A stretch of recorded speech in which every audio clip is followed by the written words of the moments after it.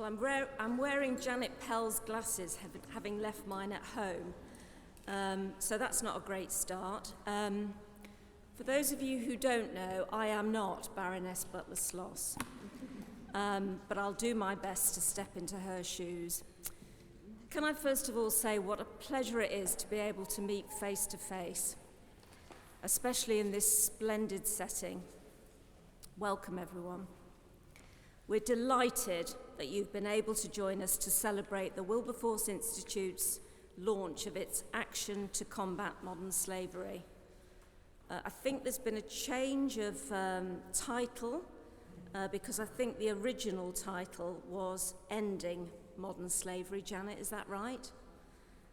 Which reflects the ambition and the passion involved in this project. As a Hull graduate, more years ago than I care to share with you, I'm immensely proud to be supporting the inspiring work which has already led, as you know, to the creation of a Justice Hub. And that hub will equip professionals who battle this scourge with the tools they need, not only to apply and enforce the Act, but to support and protect the victims of these pernicious crimes.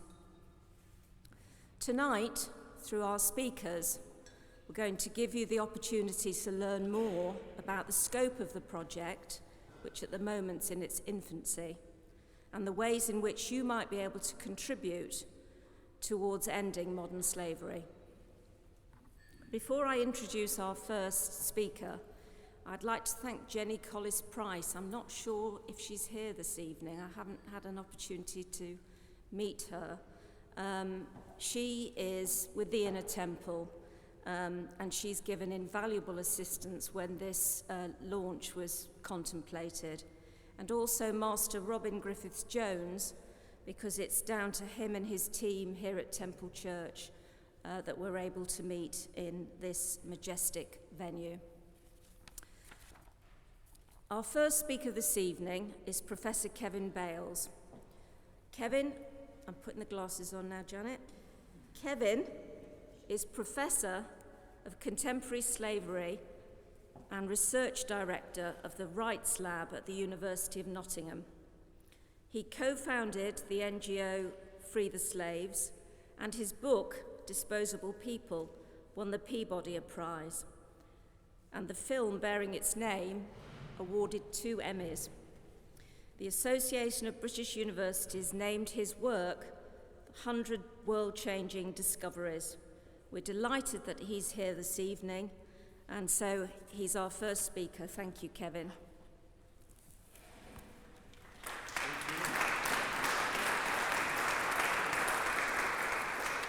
Thank you, Liz, and gosh, a lot of folks I haven't seen in a long time, so I've hardly been out of the house for 3 years. And I'm not sure I know how to act in public anymore, but I'll do my best. And I want to actually stop making jokes as I kind of want to, because we're in a serious moment in many ways.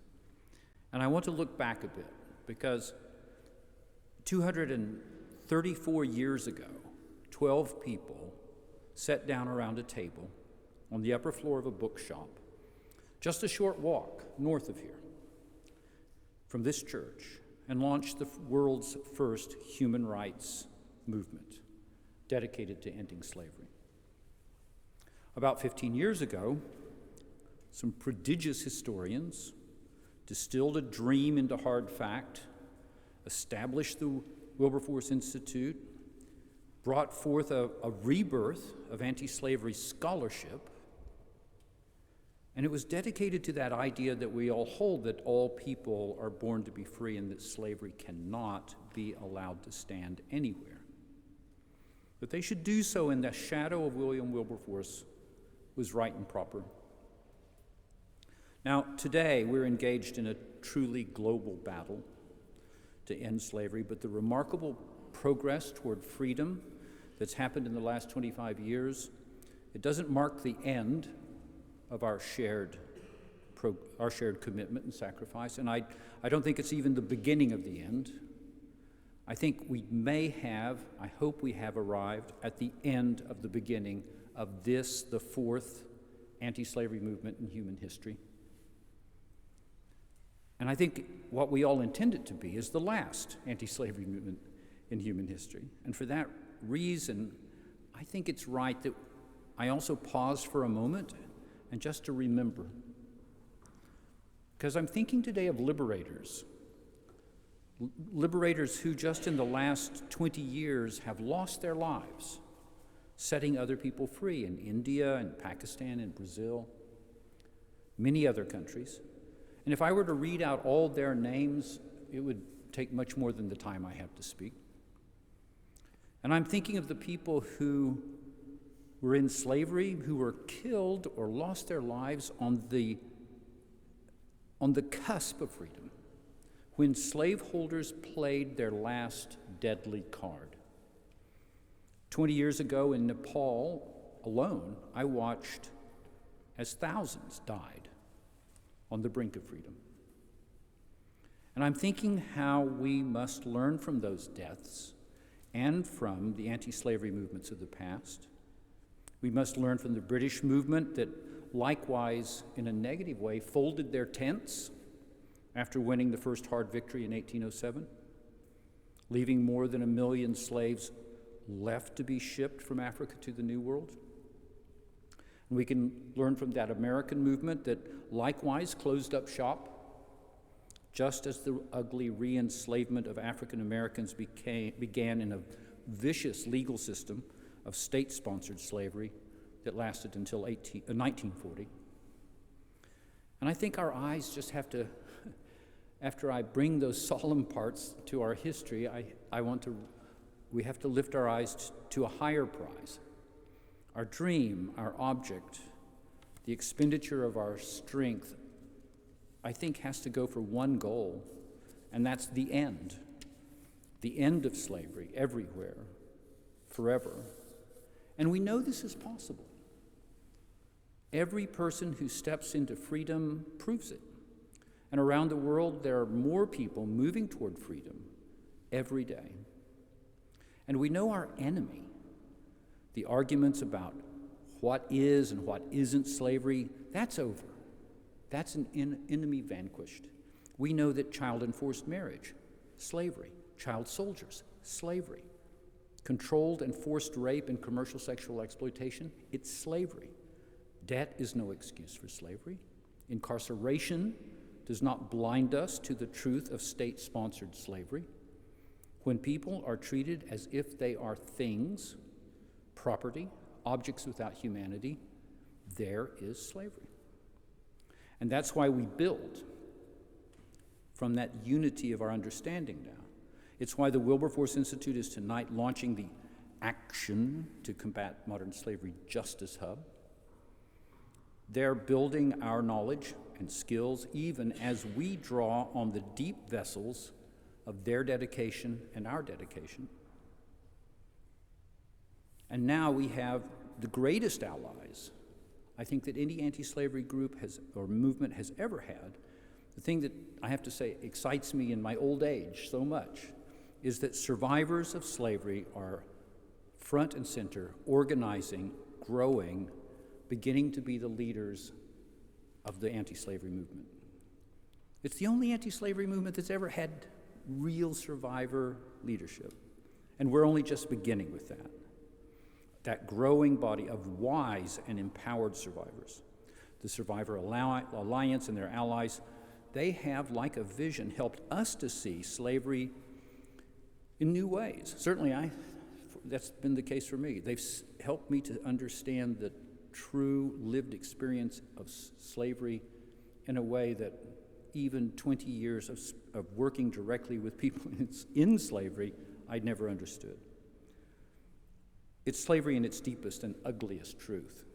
Truths that, once you know them, are avenues to slavery's final destruction. So the road before us, it's long, it's rising. There are unanswered questions that still swarm around us. How do we bring justice? How do we bring reconciliation and redemption to the millions of people who are slave holders today? We know from the history of America that you leave them unreached and unreformed, It only spawns a vast system of racism and violence and discrimination and suffering. It ends up in a nation that spews out its plague of hate year after year. The botched emancipation of 1865 has to be our negative example, our negative guide to liberation. As we learn how freedom is truly gained and truly lived, we're fortunate to be here and now. All these struggles of the past, all that work has built a foundation that's firm and sound and as solid as sacrifice and strength can make it. And we know now the bare minimum of what we need to carry freedom to fruition. We know the extent of the resources that need to be gathered, the number of people that need to be brought into the field. And the resources we raise will need to be multiplied and multiplied again. And our goal now is to move from millions to billions, from local to global, from disorder to unity across all the groups that work to bring this slavery to an end. We're fortunate, for it's our challenge and our honor to deliver a new birth of freedom, one that reverberates in every heart and home and nation, and one key ingredient is the action to combat modern slavery justice hub.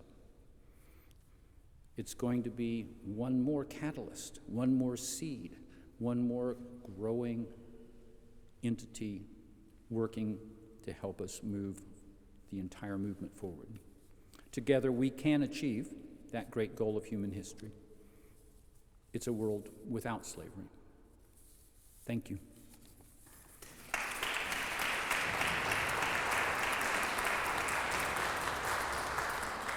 Thank you very much, Kevin, for those inspiring words. And I certainly was reminded at the end when talking about a catalyst for slavery of Thomas Clarkson's famous image at the start of his great books of a river leading inexorably to the abolition of slavery. My name is Trevor Bernard. I'm the director of the Wilberforce Institute, or as Craig Barlow reminded me when I came in, the current director of the Wilberforce Institute, so maybe he knows something more than I do. But I started I'm a historian of slavery, more than of modern slavery, and modern slavery has been something I've been learning about with great interest and great excitement, if you could use that word for such a dreadful thing, in the last couple of years. I started in January 2020 as director of the Wilberforce Institute, an unusual time to start, having been a professor of history at the universities of Melbourne, Warwick and Sussex, and been particularly interested in slavery from my first ever position back in the late 1980s as a lecturer at the University of the West Indies at Mona, where I was a colleague of now Sir Hilary Beckles, who is a three-time graduate of the University of Hull, current Vice-Chancellor at the University of the University of the West Indies, and who keeps on wanting to say that we should be name our institute WISER, in other words, the Wilberforce Institute for Slavery Emancipation, and he would add reparations, which I don't think has actually worked so far, but is important. I was inspired to come to the Wilberforce Institute because it has an outstanding international reputation, and we will be sending you some material after this event about what the Wilberforce Institute does. We'll be sending this to you by email because we are, as a University of Hull, carbon neutral, and we do want to try and do our bit in that particular way. I won't talk too much about what the Wilberforce Institute does because you'll be able to read it in the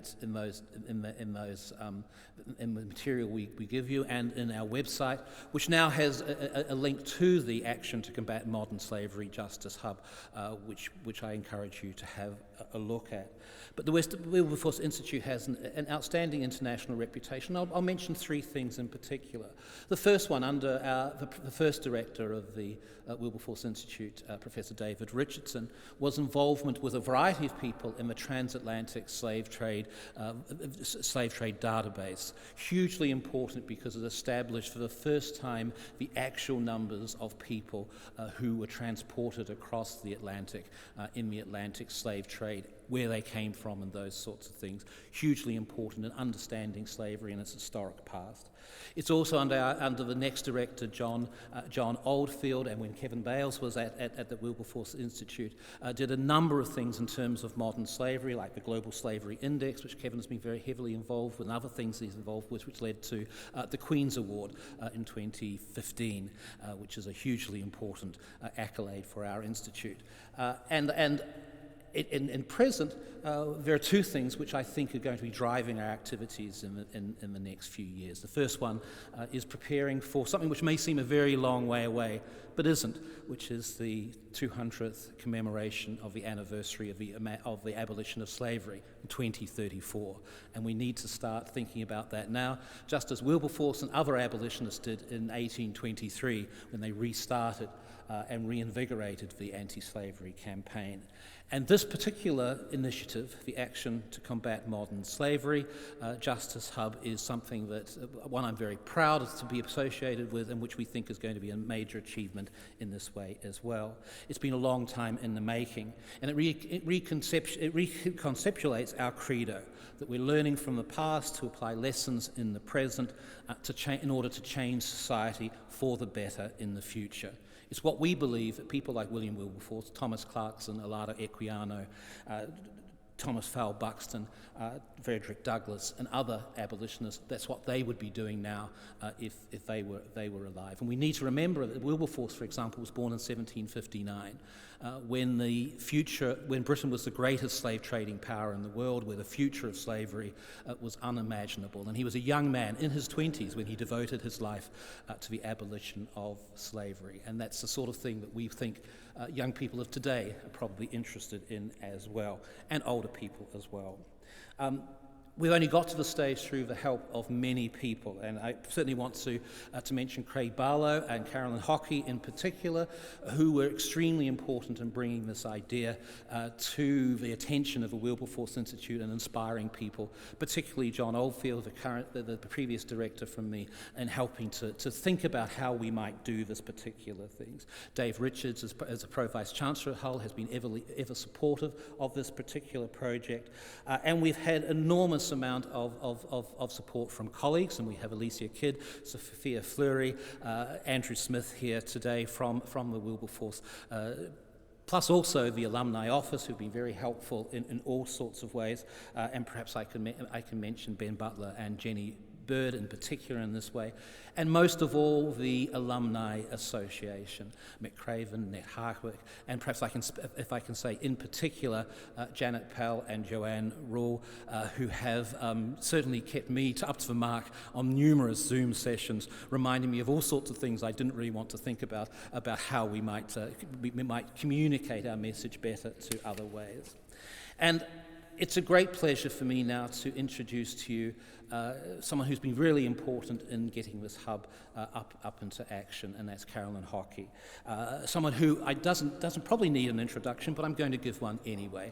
A very well-known, Queen's Counsellor and barrister dealing with modern slavery, who has been awarded an OBE for her work in this area and other areas. She's a member of Furnival Chambers with an outstanding record in prosecuting and defending very high-profile, very serious criminal cases. And she has a particular interest in human trafficking and modern slavery, being very much involved with the making of a Modern Slavery Act, with formulating cases that come under the Modern Slavery Act, and she remains on the PM's Modern Slavery Task Force, and is extremely prominent and important in prosecuting cases about modern slavery. So it's my great pleasure to introduce Caroline to you. Caroline.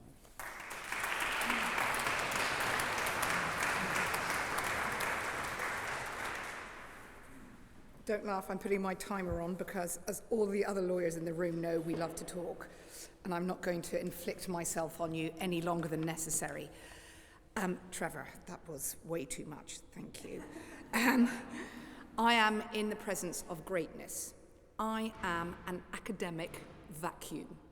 I can tell you on a personal level, I got my 2-1 by 0.45%, something I have held over my brother, who got a 2-2, by 0.45% for all of our last 20 years. I am so privileged to be here. Trevor has been far too generous, because actually the brains behind the Act, the genius, if I may say so, behind the Act, is Fiona Hill, who sits here. It is because of her that we have the solutions to modern slavery and the opportunity to use them. Fiona created for us, practitioners, and for the many academics who I'm privileged to be in front of, the opportunity to do something good to change the world. And I don't use those words lightly. Modern slavery is the scourge of our society. When someone is enslaved, we steal all of their life, bar their opportunity to breathe. I have had victims who have been kept in houses with no water, no electricity, no clothing, no food, and who have chosen, because that is the only choice that they can make, to wash in a canal in December. What the Modern Slavery Act has given us is a platform to return to them their dignity. It has given us an opportunity to do our moral responsibility, to protect the vulnerable, to prevent this scourge, to disrupt the bad guys, and to prosecute those who frankly deserve it. But in order to fulfill those ideals and those aspirations, to fulfill what Fiona and the government at the time put in place, we need thinkers, we need researchers, we need doers, we need people like Craig Barlow, we need people like Trevor, we need people like the amazing Kevin. We need people to look at the information out there, to analyse, to think big, to think blue sky, to help people like me who do not have the intellectual ability, who are one-trick ponies, I will, if you like, a toasted panini with one ability, to do a good thing. You, all of you, those of you who are involved in the academic side of the world, we need you because we practitioners do not have your capacity. It is all well and good having a law, but a piece of legislation is only as good as the people who apply it. It's only as good as the people who interpret it. It's only as good as the people who enforce it. And it's only as good as the people who understand it and to educate us on it. And that is your job. When I was privileged enough to prosecute the first modern slavery case in Britain, can I tell you, for all my, and I use the word loosely, brilliant arguments that I put before the Court of Appeal, it wasn't what I said, it wasn't what my opponent said, it was in fact what was written in the academic textbooks that the Court of Appeal used. Please do not think that the lawmakers in this country shy away from looking at what you bring us. This hub is an opportunity to gather together under the uncle, under the father, let me rephrase that, the father who gave people their freedom. Under his tutelage, under Wilberforce, you have now got an opportunity to gather together all those strands of novel thought, all that research, all that analysis, all that understanding, and to make people like me try and get it right. And if you can't make people like me try and get it right, you can educate the lawmakers, our judges, our politicians, our policymakers, to understand what is happening in the real world. I may stand in a courtroom and I may call a man who is a victim of labour exploitation. I may be equipped to ask him questions, but my knowledge is born of your brilliance. And this hub is the platform to enhance the knowledge of all of those of us who practice in criminal justice. Our moral responsibility is to continue to disrupt, to protect, to prevent, and to prosecute. And this Justice Hub brings together all the ideologies to enable us to do that, to do it better, to lead by example. I'm going to close by saying this. When the Modern Slavery Act came into force, it was a wild game changer. There were struggles, many struggles. There were people who fought hard to give us what we now have. When I first prosecuted the modern slavery case back in 2011, can I tell you, we didn't have anti-slavery legislation. We had anti-trafficking legislation. At that time, the maximum sentence you got for trafficking in 1, 2, 50, 100, or 1,000 people was 14 years. The maximum sentence you could get for trafficking in 1 kilo of cocaine was life. And so then, we lived in a world where cocaine had a higher value than humans. Doesn't that remind you of a world that existed in 1789, before Wilberforce changed the world? Well, the Modern Slavery Act changed the world. We set markers out that this jurisdiction does not tolerate. Now, we are not perfect. We are not the best, but we strive to be the best. We have a framework to work to, but we need to continue in our aspirations. We need to continue in our research, in our novel thought, in our making sure that the law continues to be a living instrument, because that's what we did when we drafted the law. I was privileged enough to be involved in that process, and can I tell you, we had no idea about county lines. And now, if you ask the Crown Prosecution Service, how often do they use the Modern Slavery Act? Well, they'll tell you. It's for county lines prosecution. And ironically, as I speak to you today, there is a mass searches that have been going on across the United Kingdom, operationally disrupting county lines using the Modern Slavery Act. That's because some bright academic thought about doing it, thought about using the Act in that way. So what is this hub? This hub is our platform to continue brilliance. I am so privileged to be part of it. Thank you, Janet, for inviting me. Thank you, all of you, for coming together and thinking you can and you will make a change. For those of us who practice on the cold face, without you, we are nothing. And any practitioner who says that they don't read their law textbooks, they're a liar, or else they cheated in their crime exams. Thank you. Good luck. I look forward to getting the benefit of your brilliance. Hopefully, it will enable me to carry on doing the job I love, locking up the bad guys.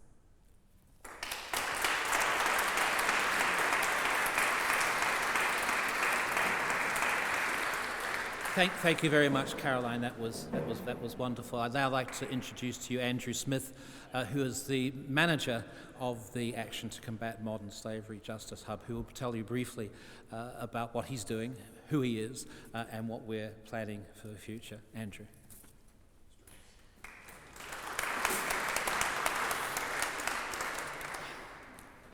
Well, thank you all for being here this evening, first and foremost.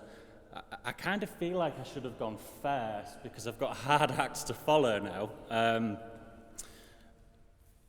Some wonderful words, and I don't know if I should use the word sentiments, but hopes and aspirations for what we can achieve and what we have already achieved as well. I'll start by saying I'm not an academic. I have just started an MA, so I'm kind of an academic. I'm on my way.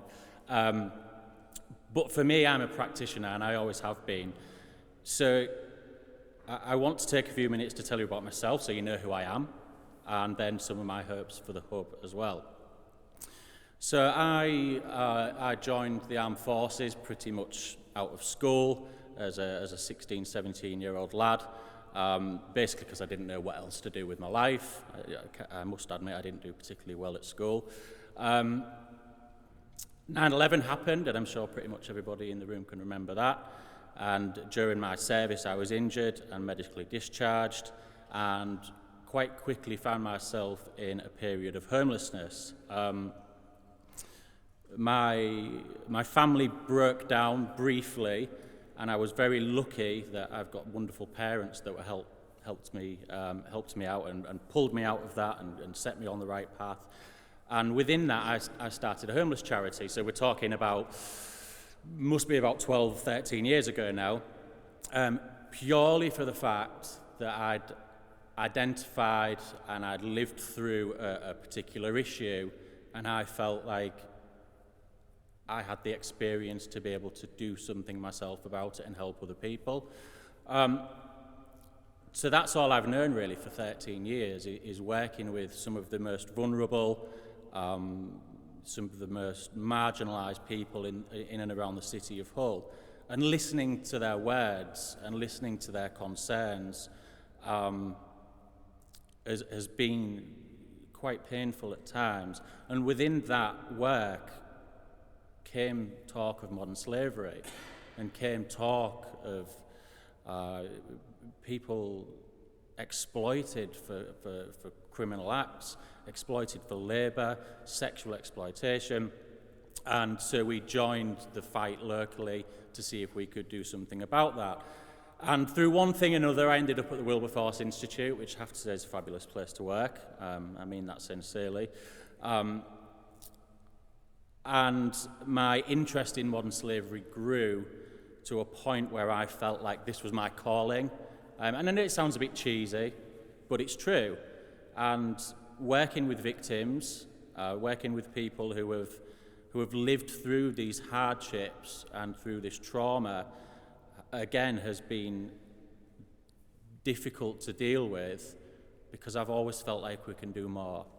I've always felt like the knowledge is there, and we're having some really good conversations, and the research, quite rightly, as you've said and you've spoken about, is fabulous, and things like the Modern Slavery Act really paved the way for us to do better for those people, do better for those victims, those people who are exploited.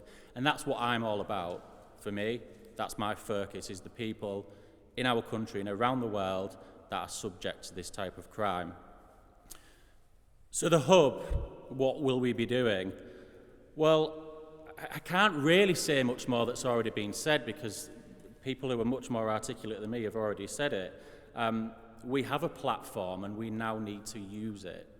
And I was saying to somebody earlier around the word action, that for me is the key word, actually. Justice as well, but action. We've got great researchers, we've got fabulous knowledge, we've got people who are really, really, really keen to make a difference.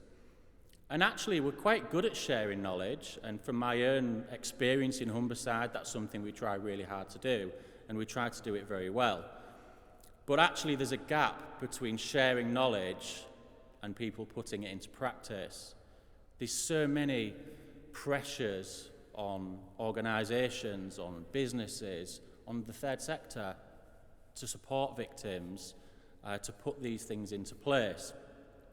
And I think with a hub, we combine this research, we combine the education, we combine the knowledge exchange, and we put ourselves front and centre to say we will work with you to have these conversations, to find solutions to these problems, and we will make a lasting impact. So those are my aspirations. We are in our infancy at the moment, but we are working hard to make sure we get this project up and running as quickly as possible, but again, with real quality and real passion that ensures that it stands the test of time. I won't say anything else because I'm probably getting close to my 5 minutes, but just again to say thank you to our speakers, and thank you for all attending this evening, and I'm absolutely relieved that I can go sit back down. So, thank you.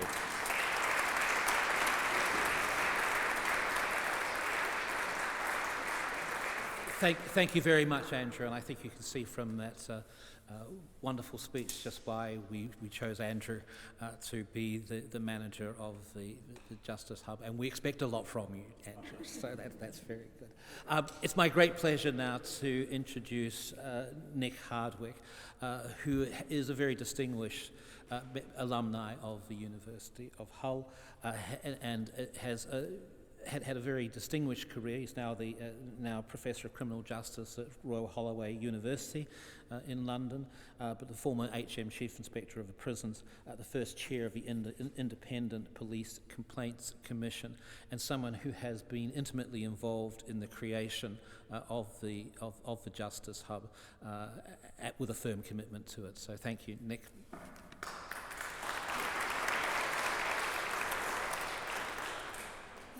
Thank you very much, Trevor, and thank you for that introduction.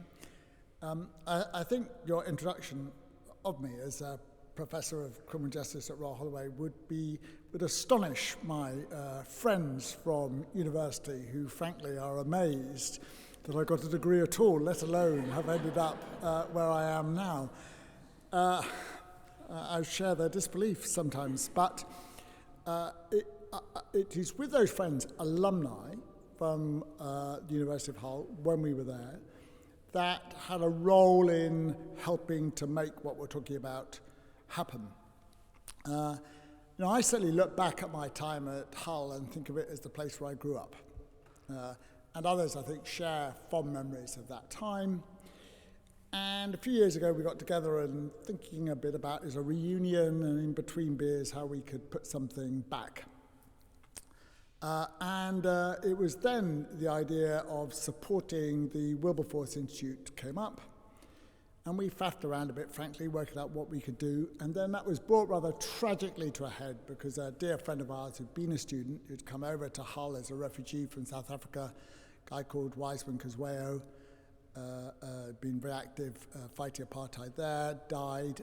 And we decided to cut a long story short, to fund a PhD at the Institute in his memory, Wiseman Kuzwayo scholarship, which we thought was something he would have approved on and we thought would be something that would link to his own struggles for justice. That went okay. A number of us got involved in that. And then as that came to an end, as the student studies are coming to an end, we thought, okay, what can we do next? And then lo and behold, someone from our university and the Wilberforce Institute came up with an idea, look, there's some more you can do, surprisingly. And the idea of the Action to Combat Modern Slavery was put to us, could we get involved in supporting that? And I think most of us felt that would be something that we would, that we could buy into and we wanted to do for the sorts of reasons that other speakers have described eloquently this evening. And because we wanted to make a difference, I suppose, in the way that people have said. And I thought, actually, when Professor Bales was speaking, and he described that group that got together to combat the transatlantic slave trade, with Wilberforce and others, meeting in a room not far from here. Well, there would have been others, wouldn't there? Meeting for coffee, sweetened with the sugar trade, meeting not far from here, who must have known what was happening, who must have understood something about what was going on, and who decided to look the other way, who decided not to know what was happening, who had that choice, but avoided it. And that's the choice we have now, isn't it? We all know, as we've heard, that modern slavery now is a real pressing issue. We have the tools, thanks to people like Fiona, to do something about it. And so we have this dilemma. Are we now going to join to do something about it? Or are we going to try and look the other way, try and ignore it? Because sometimes it's difficult to see. As it happens, the other day, just a week ago, a guy came knocking at my door, selling dusters. Right? Probably if you live in, I'm not sure what the situation is, if you live in London, that's not an uncommon experience. And I know how those work because I've done some work on it before. Certainly in a case I looked at before, if you don't sell enough dusters, you sit in the front seat of the van. And they call the front seat of the van the slap seat because the guys in the back of the van whack you because you haven't brought money back from your sale. So we bought some dusters and we told the police. Right? But we also knew what would happen to that guy when he went back. He wasn't going to get a wage for what he'd done. He wasn't going to get paid. He would be in the sorts of conditions that Caroline described until he was sent out again to make money for his masters. And if that isn't a slave, I don't know what is. Right? And that was visible to us. right? But there's all those other ones. The people who wash your car cheaply and are a good deal. People who do nails, whatever it might be. Right? Some of it's visible, some of it isn't. But we know it's happening, so we have to make a decision. Are we going to be with a group that met to decide something, to do something about it? Or we are going to be with a group that sat in a coffee house, sweetening their coffee, pretending it wasn't happening? And so my job today is to make the ask, which I'm proud to do. Right? So the alumni, we managed to raise some money for this important work. We think to get it off the ground in a sensible way needs about 50,000 quid. We've raised 30, so there's a gap to fill. And I make no apologies for asking some of you here to see whether you can contribute to meeting that gap so that Andrew and others can do their work in future with a reasonable degree of confidence. So we do need that. We need money. The second thing that we need to find a way of combining the expertise that's in this room across sectors, from academia to the legal section, all of those kinds of things. We need to make that happen. And there's plenty of people here, I don't need to point them out, from the university, from the Wilberforce Institute, who can make those kinds of links so we can bring us together so our combined expertise is greater than what we can do individually. And I'm sure there's other things that you can offer to the activity, and we hope by bringing these specialist audience together today that you will be able to contribute to that. So the call really is not to leave tonight, having heard what you've heard, to think it's somebody else's job. It's all of our job to deal with this. There is this opportunity, there is the need, there is the opportunity. The gap actually to give Andrew the resources he needs to do the work is not that big. It's a doable gap. And so I hope you'll feel inspired to help. So I'm grateful, like everybody else, to the Wilberforce Institute for hosting us today, for putting up with the alumni and being. I apologise, Trevor, for the hassle that we've given you over all of this time. It's not really, and it's a great venue to be here. But there's work to be done. You're the people to do it, and we look forward to working with you in future. Thank you.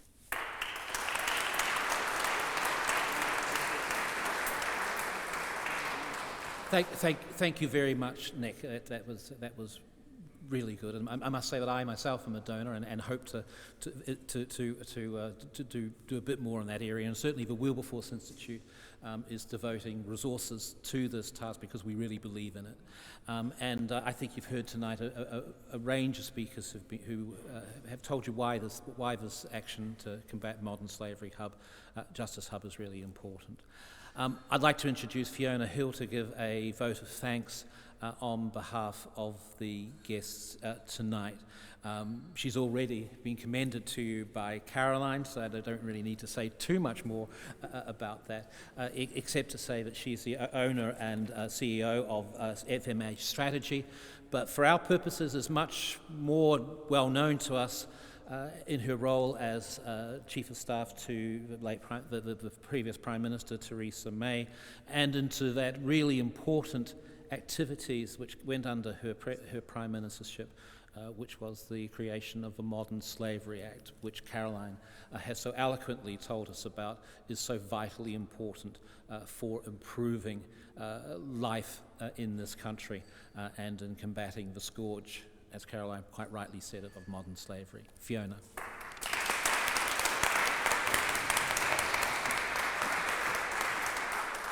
Thanks so much, Trevor, and honestly, thank you everyone for being here tonight, and also thank you for inviting me. It's genuinely lovely, and it always makes me feel really happy because when you leave government, you kind of forget everything you've done, and you get caught up in your new world, and you remember all the other things, and so it's always lovely to be reminded of all the things that I worked on and how passionate I felt at the time, and it brings back the passion again, and it gets me angry again, which for some people is not good, for some people is good. But in any event, I've been asked here tonight to say thank you to the speakers. And really that's the easiest job I think I've ever been given since I think worked in a bakery in Scotland at about the age of 13. Kevin, just to give you some colour of these people, because I've worked with them a lot in my time in government. Kevin was this big star who finally arrived at the Home Office with some numbers, because when I started to poke around this issue of human trafficking, I genuinely was stunned that it hadn't really been raised with me as an advisor in the Home Office in government. And then when I looked into it even further and saw how awful it was, I was even more stunned. But then I was doubly stunned when I tried to do something about it, and there was real pushback. So when someone like Kevin turns up with a report with numbers in it, because the civil service seems to like numbers a lot, personally I'm not great at them, I was genuinely excited and overjoyed. So having someone like him in this hub is perfect. He's a great communicator, and he's someone who you will get a lot from, and you're lucky to have him. And then I'll move on to Caroline, who turned up in my office on a November evening. It was lashing rain against the Home Office window. I was expecting this woman who would look quite lawyerly, probably with a little briefcase. She turned up with a massive belly because she was about to give birth to her third, literally within days, and carrying this enormous suitcase. And she just sat down, plopped herself on the sofa, and then just basically gave me everything that was happening on the ground, which is exactly what you need as a policymaker. You've got to understand what's happening on the ground. When she finished, I felt really bad, so I made her get a taxi because she was about to walk to the underground for reasons I really don't know, but actually she is a bit crazy, but in a good way. So to Andrew, amazing. Seriously, I can feel your passion, and when you were talking about finding out or finding people that you'd never met before, telling you their story, that happened to me. I won't tell you the story because it's just frankly too awful for here and for now. But that's exactly how I got started. That passion, and it will never leave you. You know, when I come in, even now to Heathrow, I can spot the signs, and I feel awful because I'm now powerless. But I'm not powerless because everyone in this room is making it happen, and that just makes me swell with sheer happiness. I can't tell you. And I can see that you will be brilliant in this job, absolutely brilliant. And Nick, amazing that you're going to basically raise money. As a Scot, I don't like giving it. But maybe I'll make an exception for you. So thank you very much, and thank you again, Trevor, for your trip down history lane as well. I really enjoyed that, not being a historian. And thanks to Mike Craven, who is a very, very, very dear friend, and although probably not many of you will know him, he quietly digs away at little things that he is passionate about, and he's just a natural good egg in my book. So thank you so much, guys. And honestly, this hub, just in policy terms, from an ex-policy maker, is absolutely dynamite. This can grow, and you can export it. If you want to make money out of it, you can export it to different universities all over the world. So make sure that you get the IP and the patent, right? Okay.